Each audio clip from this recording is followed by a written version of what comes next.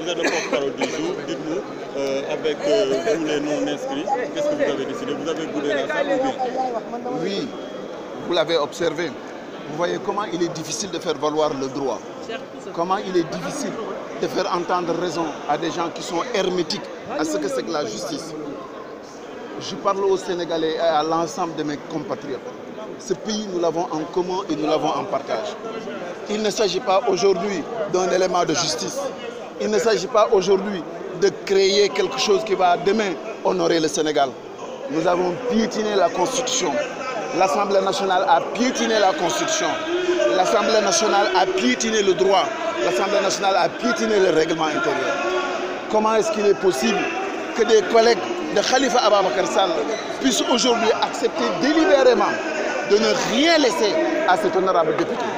Nulle part on lui a donné la permission, la possibilité, la capacité de se présenter légalement, conformément aux dispositions du règlement intérieur et de la Constitution, devant ses collègues en commission ad hoc, tout comme en plénière, pour faire valoir son droit à la défense.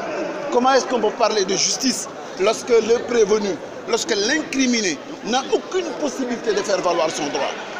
Depuis que cette question a été posée à l'Assemblée nationale avec l'installation de la 13e législature, nous avons observé des dérives répétées, des violations continues et continuelles des droits élémentaires de Khalifa Ababacar Sall.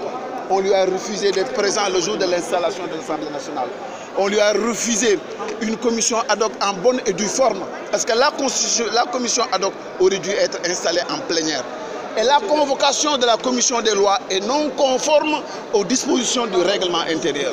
Et de ce point de vue-là, lorsque aujourd'hui on refuse à Khalifa Sall la possibilité de venir à l'Assemblée nationale, plaider sa cause, la possibilité de venir à l'Assemblée nationale, se faire entendre et faire valoir son droit, je ne pense pas qu'on est dans une justice, on est dans une parodie de justice.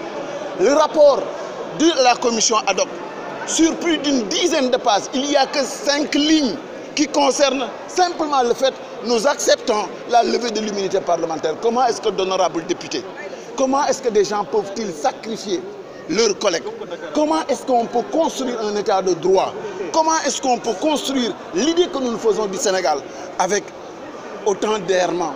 Je pense que le monstre qui est tapis derrière le rideau doit rire au nez, mais rit bien qui rira le dernier. Parce qu'ici, à l'Assemblée nationale, je me souviens qu'il m'a convoqué une fois dans son bureau, alors qu'il était président de l'Assemblée nationale. Il pleurait pour me dire que des gens l'ont accusé et ce qu'on l'accuse, ce n'était pas vrai. Je me suis démené avec beaucoup d'autres honorables députés pour le défendre. Mais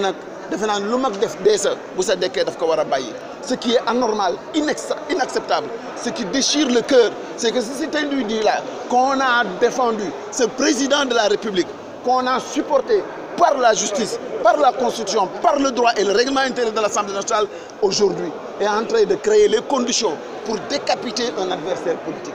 Je le dis, je le répète, il est dangereux au Sénégal aujourd'hui de lorgner du côté de Roum et de vouloir être président de la République. Ce n'est pas ça la démocratie, ce n'est pas ça l'état de droit. L'ensemble des députés de l'opposition, derrière le président Modou Diagne Fada, qui est le coordonnateur des non-inscrits, le président Madi Kenyan, qui est le président du groupe Liberté et Démocratie, ont travaillé la main dans la main parce que nous sommes imbus de justice, parce que nous ne sommes pas du même bord que Khalifa Sall, nous avons nos partis, mais la justice, le droit, le respect de la Constitution et le respect du règlement intérieur nous a réunis pour nous battre, pour défendre notre collègue et défendre la dignité de l'homme sénégalais. Vous allez continuer le combat? Mais bien évidemment, parce que nous allons déposer un recours auprès du Conseil constitutionnel. Nous n'allons pas abdiquer et nous allons continuer la bataille et faire en sorte, devant le tribunal du peuple et devant le tribunal de l'histoire, rit bien qui rira le dernier.